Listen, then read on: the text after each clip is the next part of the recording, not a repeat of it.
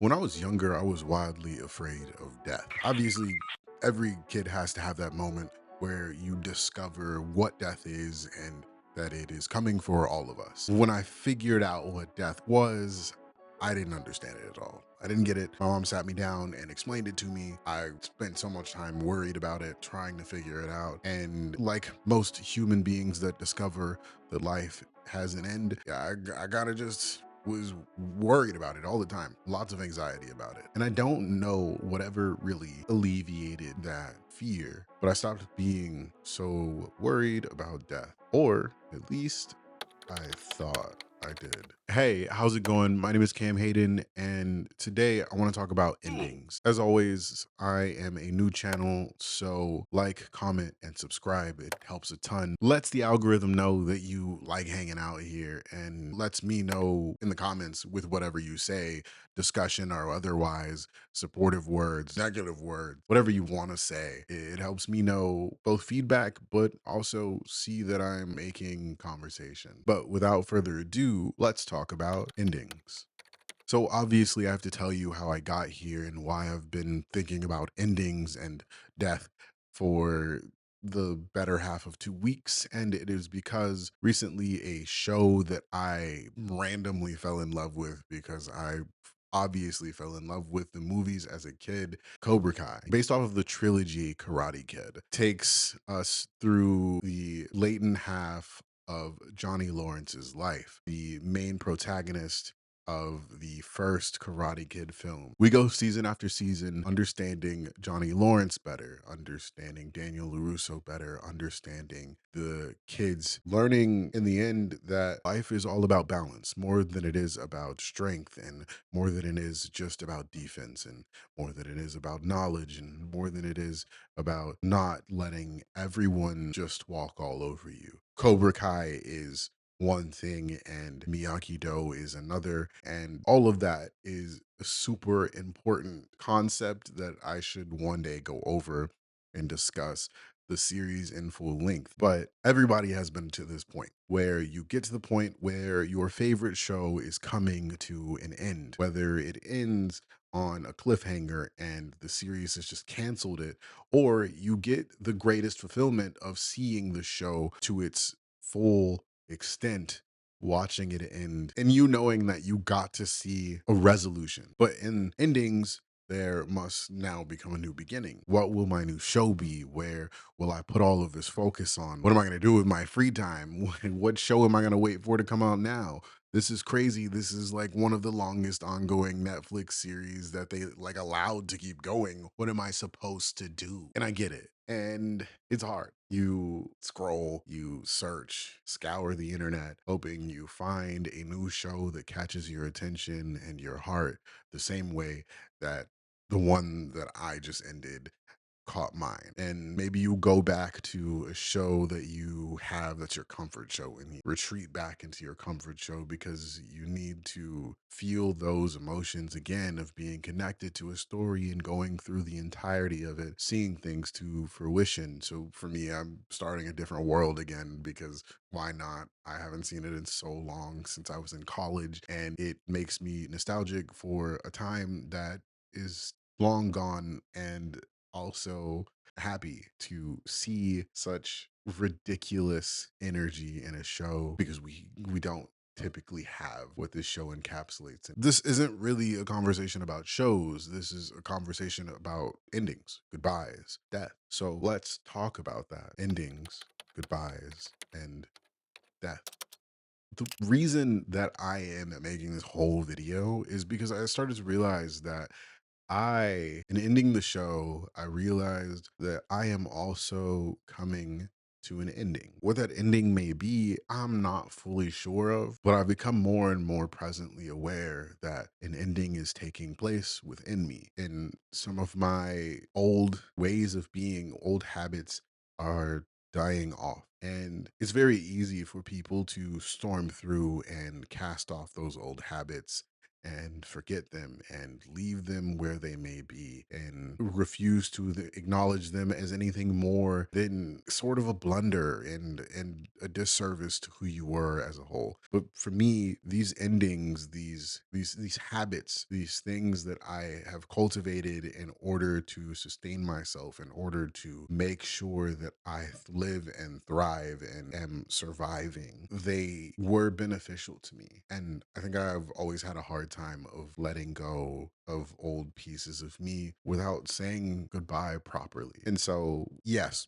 weirdly enough, in watching a show, the show made me realize that I was also not just saying goodbye to these characters, but I was saying goodbye to pieces of me that had no longer been attached to me or were finally starting to fade away. In doing things like this and doing things like YouTube and doing things that are based around content creation and spending more time on my music and spending more time on me and choosing myself in more routes than I have in all of my past, I have come to a realization that I didn't think I deserved any of the things that I had worked for and didn't think I deserved what was coming. Now I'm at a crossroads of understanding that I can visually see that that is a lie. I can emotionally understand that that is not true, that I am deserving of better things. But I also see why holding on to the things that I held on to were beneficial to me. They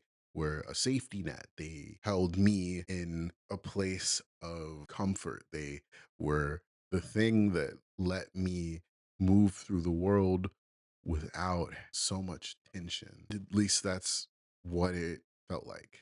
And that's what the purpose of them was. But I've also come to realize that I'm choosing the hardest route, and I don't think I'm choosing the hardest route intentionally, but by becoming more aware of the fact that I'm choosing the hardest route, it is evident to me that I need to stop choosing the hardest route and stop being afraid of whatever. I don't want to use the term potential, because potential is something that you can choose to do something with or not. This feels like something that keeps fighting its way to the top and will not let me ignore it. So, for the lack of better words, I'll say I need to stop, or I'm choosing to stop fighting my power. Whatever that power may be, I'm choosing to stop fighting it.